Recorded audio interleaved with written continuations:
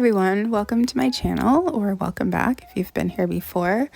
Today's video is a tour of my kitchen, which is kind of like a late 60s, 1970s vibe. This is by far one of my favorite rooms I've ever decorated.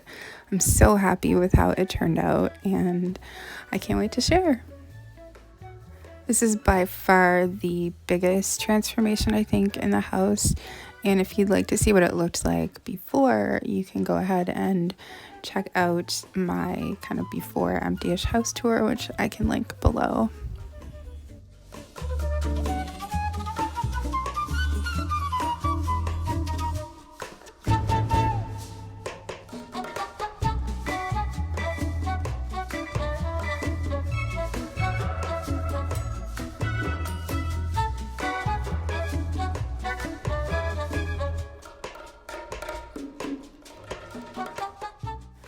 Alright, so when you first walk into the kitchen, this is what you see. So over here, this is a new addition this year, but I got the 1970s Mr. Coffee 2 coffee maker. I believe this is one of the first models of this type of coffee maker, but I'm not sure the exact year, but this has been on my wish list for a very long time. I still am using my same canisters that I was using before, and I added some hooks so I could hang up these vintage coffee mugs as well. I never use them, but they're mainly just there for display. And then I was able to add this vintage wallpaper that I bought so long ago, and I've just been saving it for when we bought a house, which is really amazing. And then this is actually contact paper that I put over the existing counter. You can definitely kind of tell when you get up close, but I feel like from far away it does look pretty good, and it's sort of like what probably would have been at that time. And then right above the sink, I wanted to add shelves, but it took me a long time to find. Finally, I found these floating shelves from Amazon that were small enough, and I just put some of my salt and pepper shakers there. I do think I'm going to get one more set because I do have more room kind of going up there, but then the little kind of retro looking radio was actually just a purchase from Amazon. It was really inexpensive, and it's just a Bluetooth speaker, so it's kind of nice if you're doing the dishes or cooking or something. And then these are actually vintage chalkware pieces. I just found these, I think, for $10 just a few months ago, like since we've moved in, but I really liked them. And I just sort of got these oven mitts. They're not vintage, but like they kind of were the most vintage looking ones that would kind of fit in with the kitchen. So, and then if you watched my last kitchen tour from the apartment, you'll probably recognize my little crock pot there. Not vintage, but it sort of has like a vintage look to it, and I love it. But this is another piece that I've added, this vintage blender. I think I showed this in my house haul that I posted a few weeks ago, and it does work. I plugged it in and tried it, but I think it's a little bit leaky, like maybe the seal or something. I would keep it there even if it didn't work though, because I just love the way it looks. And then this is just my same repurposed candle holder to hold my cooking utensils that I had last time.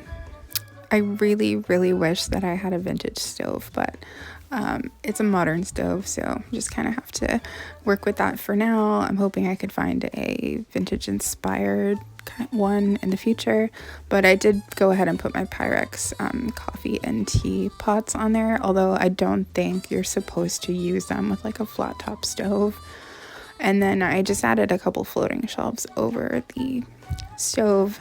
This mushrooms are actually salt and pepper shakers, and then I really, really wanted kind of like old school salt and pepper shakers that were like wood, but I didn't want to actually use vintage ones because it's just a little bit too gross for me.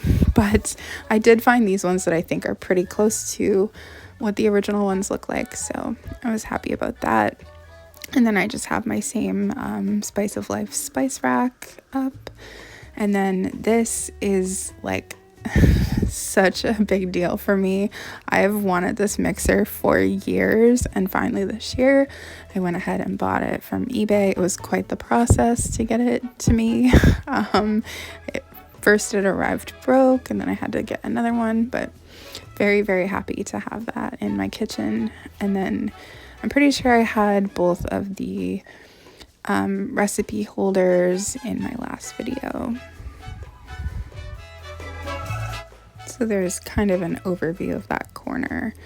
I just think it all looks so good together. And then I had this for years now too, so it was definitely in my last one, but it just holds like paper towel, wax paper, aluminum foil. And then I still have my vintage toaster oven still going strong. I did get like a knife block set. I wanted like a dark wood one, but I just couldn't find one.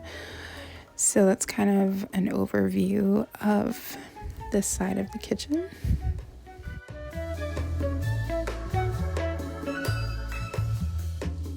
I did end up painting the cupboards as well to freshen them up, and did change the hardware. I really couldn't find anything that was really like vintage looking, so I just went with something simple for now. And then I was able to add in this microwave stand that I previously had in my dining room in my apartment because my kitchen was so tiny.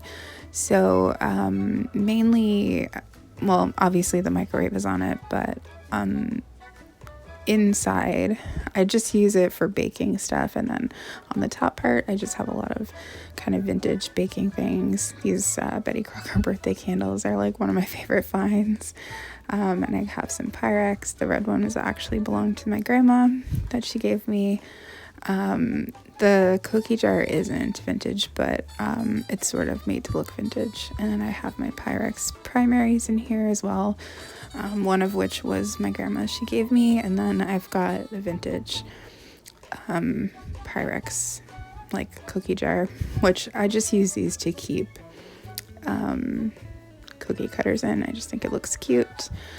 And this banana bowl is not vintage, but I just thought it looked cute. And then up top I just have some of the Pyrex that they've been coming out with seasonally. There's so much of it I want, but I'm trying to restrain myself. And then this bowl is not Pyrex or anything. I forget the brand name, and it might just be in Canada, but my mom actually found it while we were thrifting one day, and I just can't bear to part with it now because of that. And then in that little sugar thing, I just keep like tips for frosting because I think that looks cute too.